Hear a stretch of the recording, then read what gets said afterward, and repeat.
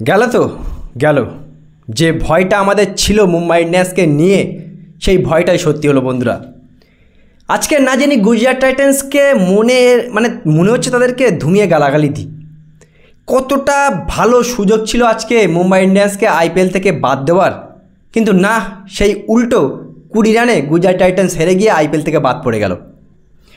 বন্ধুরা দেখো, আজকে যখন মুম্বাই ইন্ডিয়ান্স 228 রান করে, সেই রানটা কিন্তু আমরা আগেই জানতাম যে এই রানটা কখনোই এত রান চেস হয়নি, কিন্তু গুজরাট তো অলমোস্ট চেস করে দিয়েছিল ভাই।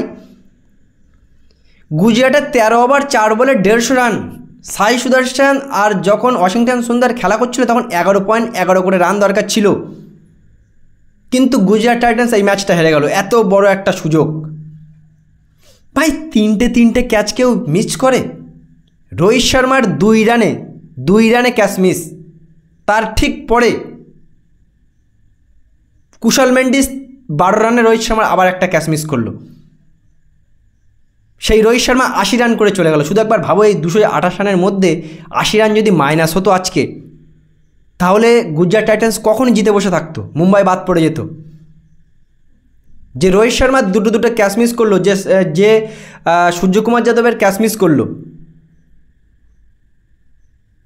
সব থেকে ইম্পর্টেন্ট হলো বন্ধুরা, আজকে গুজরাট টাইটান্সের এই হারের পিছনে দায়ী গুজরাট টাইটান্সের বলিং ব্যাটিং দুটোই আমি বলবো। দেখো ভাই, বলিং তো জয়প্রসিদ্ধ কৃষ্ণা গোটা টুর্নামেন্টে ভালো বলিং করে এসে মোটামুটি 23টা উইকেট নেওয়াদার হয়ে গেছিলো। আজকে সেই প্রসিদ্ধ কৃষ্ণা 4 ওভারে 50-এর বেশি রান খেয়েছে। যদি হার্দিক পান্ডিয়া লাস্ট ওভারে 22টা রান না নিত, যদি জেরাল্ড কোয়ার্টারেস যদি 3টে 6 না খেত লাস্ট ওভারে, আজকে হয়তো গুজরাট টাইটান্স জিতে যেত বন্ধুরা। কিন্তু গুজরাট নিজের পায়ে কোড়লটা মারল। 228 রান ইতিহাসে নাম লিখে এই রানটা চেস হয়ে যেতে পারত, ইজি ছিল। 14 ওভার পর্যন্ত 150 রান হয়ে গিয়েছিল, রান রেট 12 করে পৌঁছায়নি।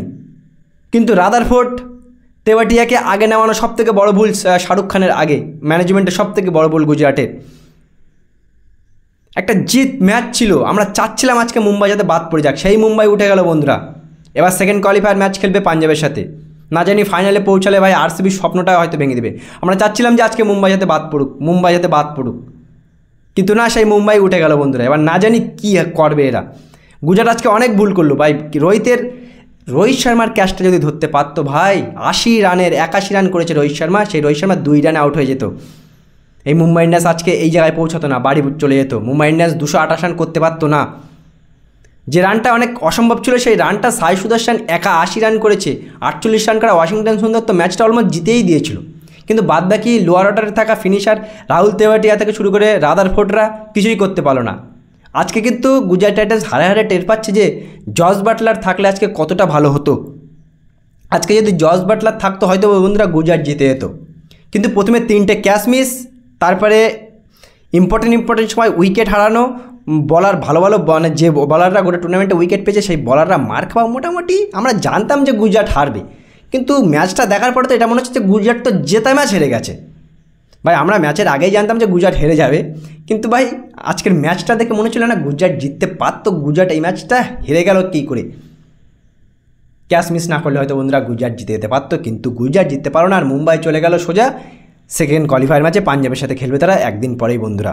আর গুজরাট টাইটান্স তারা টাটা বাই বাই বাড়ি চলে গেল।